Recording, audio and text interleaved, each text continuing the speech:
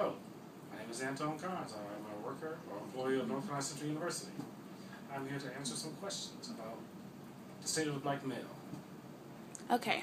After hearing the excerpt from A Book of Life, identify NCCU men that you know that are true examples of the idea in the Book of Life poem. Explain how the men that you chose reflect the qualities described in the poem.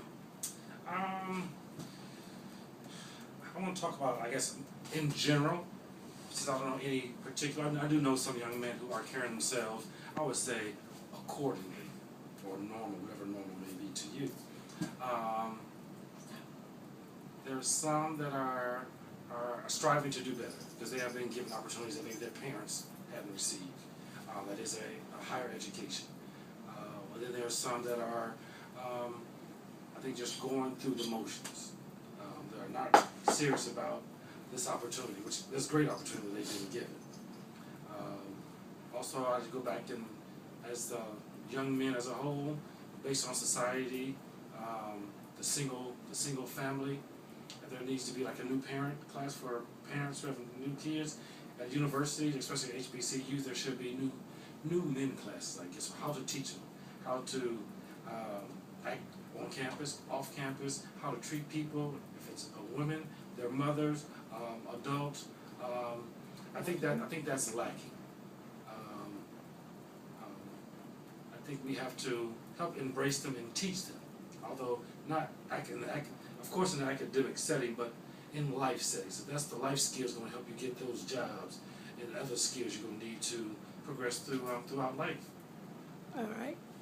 What would NCCU need to do in order to help develop the qualities described in the poem, as well as usher young men to the state of manhood? Go back to those classes.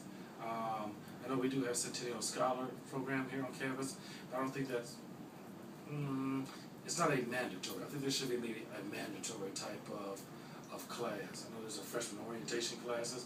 Maybe there should be orientation classes for young men. And I won't say for young men. All right. Not just their freshmen, but maybe for several semesters to help them grow. Okay.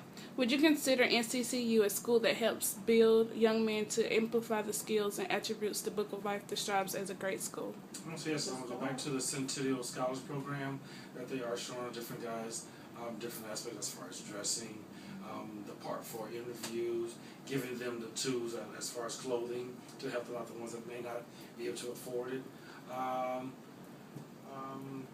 Yes, I do see a lot of strong male staff members around here, but I do think there needs to be more of a grabbing young men by the collars per se, and telling them certain things are not acceptable.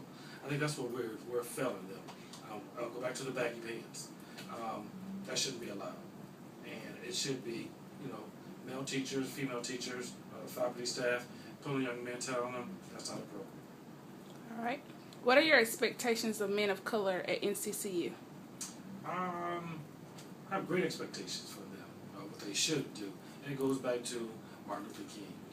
If you go back and look at some of these guys and other scholars and how they prepare themselves and move forward. I know it's kind of hard for them at this age, 18 to 21, to see. Me, myself, I saw some of it, but not a lot of it. And now that's what I think we need to help instill in them, what our forefounders and set for us, and we have to continue to build on and strive for. Okay. Last question.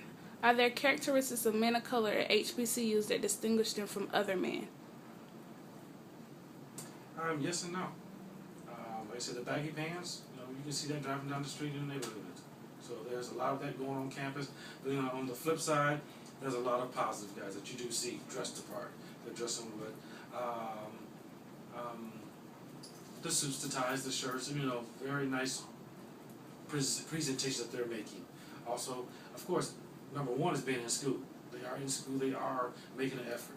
If they came in on an academic scholarship, they're still being exposed to people who are striving to be better, and do better. All right. Thank you so much for your time. You're welcome. Thank you. Thank you.